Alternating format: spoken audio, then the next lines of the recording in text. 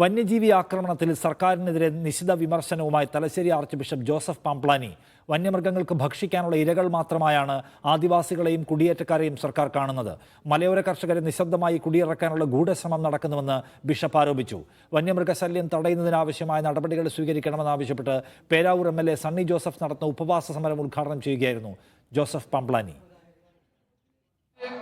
മനസ്സിലാക്കാനും ഇച്ഛാശക്തിയോടെ വേണമെന്ന് വെച്ചാൽ നടപ്പിലാക്കാനും കഴിവുള്ള ഭരണകർത്താവായിട്ടാണ് ഞാൻ മുഖ്യമന്ത്രിയെ മനസ്സിലാക്കുന്നത്.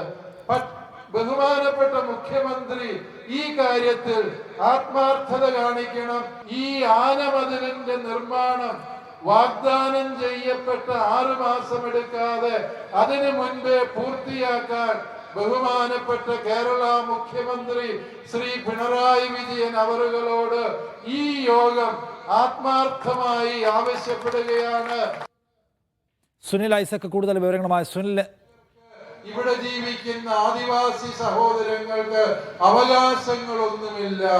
അവരെ സർക്കാർ കരുതുന്നത് ഇവിടുത്തെ വന്യമൃഗങ്ങൾക്ക് ഭക്ഷിച്ചു തീർക്കാനുള്ള കേവലം ഇരകൾ മാത്രമായിട്ടാണ് എന്ന് ആരെങ്കിലും ചിന്തിച്ചാല് കുറ്റപ്പെടുത്താനാവുമോ? ഇവിടുത്തെ കാലഹരണപ്പെട്ട വന്യജീവി സംരക്ഷണ നിയമങ്ങൾ പരിഷ്കരിക്കണമെന്ന്, ആ നിയമങ്ങളുടെ പിൻബലത്തില് ഇവിടെ സാധാരണക്കാരന് ജീവിക്കാനാവില്ല എന്ന് കേന്ദ്ര വനം പരിസ്ഥിതി മന്ത്രിയെ പോലും നേരിൽ കണ്ട് സംസാരിച്ചതാണ് ഞങ്ങള്. സുനിൽ ഐസക് കൂടുതൽ വിവരങ്ങളുമായി. സുനിൽ, എന്താണ് ജോസഫ് പാംപ്ലാനി സർക്കാരിനെതിരെ ഉന്നയിക്കുന്ന വിമർശനം?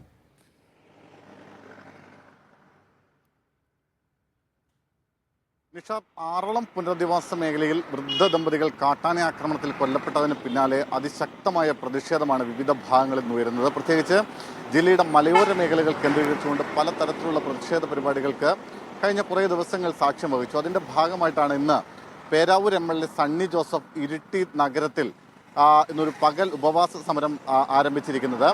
രാവിലെ 8 മണിക്ക് ആരംഭിച്ച ഉപവാസ സമരം രാവിലെ തലശ്ശേരി ആർച്ച് ബിഷപ്പ് മാർ ജോസഫ് പാംപ്ലാനിയാണ് ഉദ്ഘാടനം ചെയ്തത്. ഉദ്ഘാടന പ്രസംഗത്തിൽ അദ്ദേഹം അതിനിശ്ചിതമായ വിമർശനമാണ് കേന്ദ്ര സംസ്ഥാന സർക്കാരുകൾക്കെതിരെ ഉന്നയിക്കുന്നത്. അതായത് ഈ കുടിയേറ്റ കർഷകരെ അവരുടെ മണ്ണിൽ നിന്ന് തുരത്താനുള്ള, ഒപ്പം ആദിവാസികളെയും അവരെ ഈ മലയോരത്തെ മണ്ണിൽ നിന്ന് തുരത്താനുള്ള ചില ഗൂഢനീക്കങ്ങൾ നടക്കുന്നുണ്ട്. അത് വനവിസ്തൃതി വർദ്ധിപ്പിക്കുകയും കാർബൺ ഫണ്ട് കൈക്കലാക്കുകയും ചെയ്യുക എന്ന ലക്ഷ്യത്തോടു കൂടിയാണ് ഇത്തരം നീക്കങ്ങൾ നടക്കുന്നത്. അതിൻ്റെ ഭാഗമായിട്ടാണ് ഈ വന്യമൃഗങ്ങളെ ജനവാസ മേഖലയിലേക്ക് നിർബാധം അഴിച്ചുവിടുന്നത് എന്ന ആരോപണമാണ് അദ്ദേഹം പ്രധാനമായും ഉന്നയിക്കുന്നത്. ഒപ്പം വനപാലകർക്കെതിരെ, പ്രത്യേകിച്ച് ഫോറസ്റ്റ് ഓഫീസേഴ്സ്മാർക്കെതിരെ അതിരൂക്ഷ വിമർശനം കൂടി അദ്ദേഹം ഉന്നയിക്കുന്നുണ്ട്. വനപാലകർ എന്ന് വെച്ചാൽ വനത്തിനുള്ളിലെ കാര്യങ്ങൾ നോക്കാനാണ് അവരെ സർക്കാർ നിയോഗിച്ചിരിക്കുന്നത്.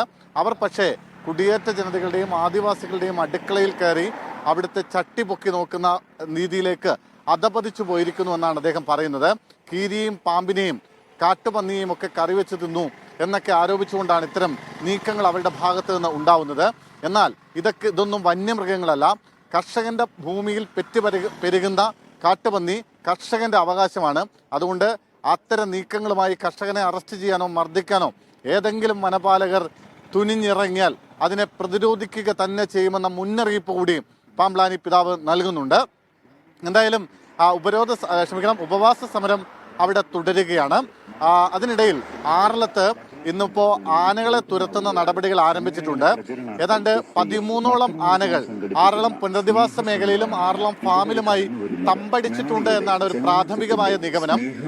ആദ്യം ആറളം പുനരധിവാസ മേഖലയിലെ ആനകളെയാണ് തുരത്തുന്ന നടപടി തുടങ്ങിയിരിക്കുന്നത്. ഇന്ന് രാവിലെ 8 മണി മുതൽ തന്നെ RRTയുടെ ടീം, കൊട്ടിയൂർ റേഞ്ച്, വന്യജീവി വനംവകുപ്പ് തുടങ്ങിയവരുടെയൊക്കെ നേതൃത്വത്തിൽ ഏതാണ്ട് 50 അംഗ സംഘമാണ് ഈ ആനകളെ തുരത്തുന്ന നടപടി ആരംഭിച്ചിരിക്കുന്നത്. ആദ്യം ഞാൻ മുമ്പ് പറഞ്ഞതുപോലെ ആദ്യം ഈ ജനവാസ മേഖലയിലുള്ള കാട്ടാനകളെ തുരത്തുന്ന നടപടിയാണ് തുടങ്ങിയിരിക്കുന്നത്. ഈ 3 സംഘങ്ങളായി തിരിഞ്ഞുകൊണ്ട് ഇപ്പോൾ തുരത്തൽ ആരംഭിച്ചിട്ടുണ്ട്. ആളുകളോട് വലിയ ജാഗ്രത പാലിക്കാൻ ആവശ്യപ്പെട്ടിട്ടുണ്ട്.